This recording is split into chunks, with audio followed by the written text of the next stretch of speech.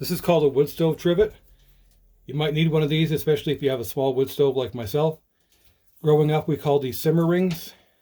They have a few different uses, and they come in a few different shapes and sizes. The main use is if you're cooking something on your stove and it's boiling and you want to reduce it down to a simmer quickly without adjusting your stove. You set it down and put your pan back on top, raising it off the surface. Another use, if you're want to protect your table, you put this down on your table and your hot pan on top of that.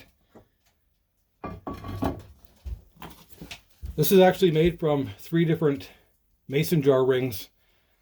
I put them together, made a mark, drilled a hole, and bolted them together.